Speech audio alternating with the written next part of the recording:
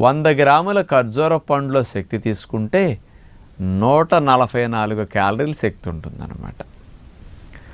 ఇది సీజనల్గా పండుతుంది. పూర్వం రోజుల్లో కోల్డ్ స్టోరేజ్ లేనందువల్ల ఖర్జూర పండుని ఆ నెల రోజులు 2 నెలలు మాత్రమే మార్కెట్లో తీసుకొచ్చి అమ్మేవారు, అందరూ కొనుక్కునేవారు, అయిపోయేది. మళ్ళీ ఇతర రోజుల్లో ఖర్జూర పండు లభించేది కాదు. ఇప్పుడు కోల్డ్ స్టోరేజీలు రావటం వల్ల సంవత్సరం పొడవునా దాన్ని దాచి మనకి ఎప్పుడు కావాలప్పుడు మార్కెట్లో రిలీజ్ చేస్తూ ఉంటారనమాట. అంచేత ఇప్పుడు సంవత్సరం పొడవునా ఖర్జూర పండు మనం తినే ఫెసిలిటీ మనందరికీ వచ్చిందనమాట. మరి ఖర్జూర పండు లేని రోజుల్లో దాన్ని ఎండు ఖర్జూరంగా నిల్వ చేసి ఎండపెట్టుకున్న వాటిని ఇంట్లో ఉంచుకుంటే కొని సంవత్సరం తరబడి నిల్వ ఉంటాయి. అందుకని ప్రతి ఇంట్లో ఎండు ఖర్జూరాలు కూడా ఉండే పూజలు, నోములు, వ్రతాలు, ఏ శుభకార్యం